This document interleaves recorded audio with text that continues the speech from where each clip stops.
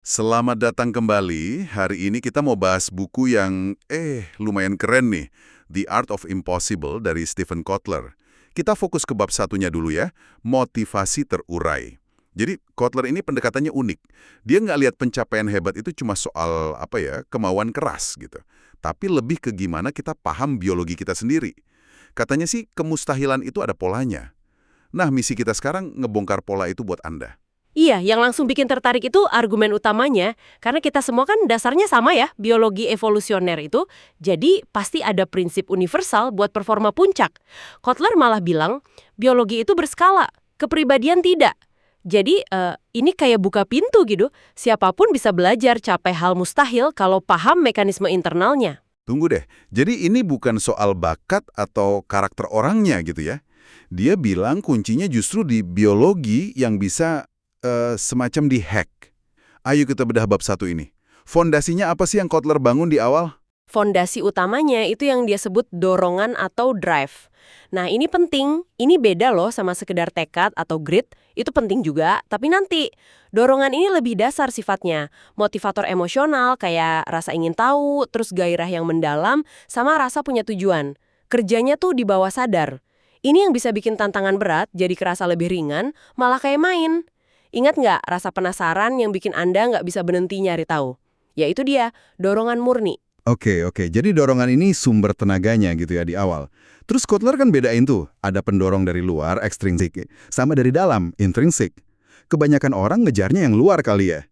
Uang, status, tapi katanya itu ada batasnya. Tepat sekali, yang ekstrinsik kayak gaji, bonus, pujian, itu penting sih buat penuhi kebutuhan dasar.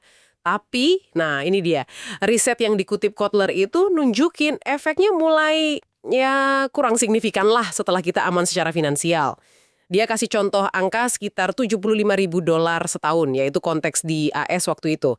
Nah, pas udah di titik itu, pendorong intrinsik kayak rasa ingin tahu tadi, gairah, makna hidup, tujuan, terus pengen jadi ahli, mastery, sama kebebasan milih, otonomi, itu jadi jauh lebih kuat.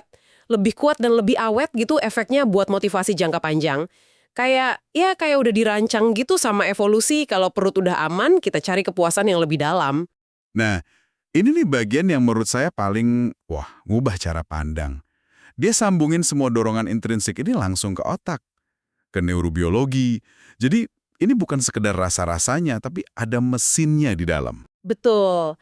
Jadi, intinya gini, pas kita ngikutin dorongan intrinsik, lagi penasaran banget, atau ngerjain sesuatu yang kita suka, atau merasa tindakan kita tuh ada artinya, itu otak kita ngeluarin semacam koktail kimia, ada dopamin, serotonin, oksitosin. Ini sinyal-sinyal yang bikin kita jadi fokus, termotivasi, terus puas gitu rasanya.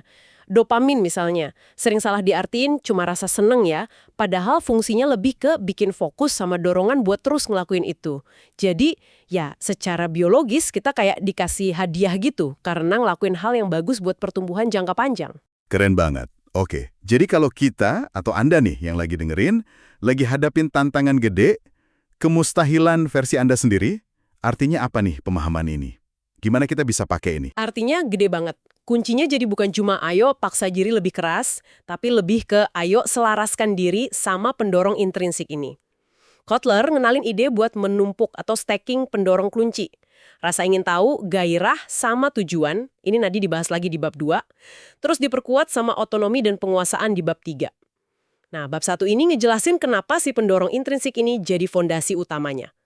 Kalau tumpukan ini benar, mekanisme biologi kita bakal mulai ngebantuin usaha kita bukan ngelawan.